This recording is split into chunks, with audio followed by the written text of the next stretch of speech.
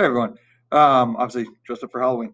Um, so so far we've been going through genetics. We're doing the monohybrid crosses, the simple Punnett squares, looking at a single gene and how it can be passed on from both parents to the offspring, right? So if we're looking at let's say straight hairline versus widow's peak, widow's peak is the dominant. We can use any letter as long as you can easily differentiate between the capital and lowercase, so you don't get confused. So let's say we use A, right? So capital A is going to be for widow's peak. Lowercase a is going to be for straight hairline. That's a recessive. So we talked about how would you determine if the person has the genes for just a recessive versus having at least one of the genes for the dominant.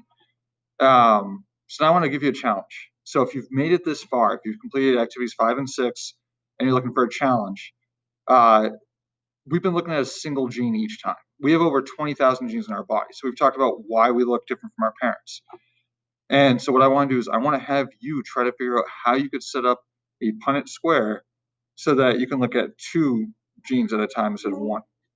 So you're going to be looking at the gene for the hairline, whether it's the straight hairline or the widow's peak, and then also for earlobes, whether they're unattached or attached. So what we're going to do is we're going to assume that each parent is heterozygous for both traits. So you have the capital and lowercase for both traits. So I'm setting up this document.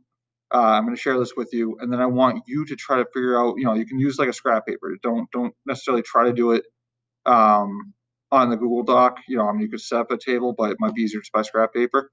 Figure out how many squares, like how many across, how many down would you need for this, and then what are the different combinations. And the biggest key, the biggest hint I can give you is remember that each parent gives you 1 copy of each gene.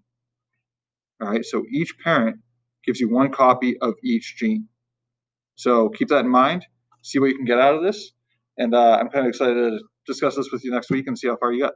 All right, have a great weekend.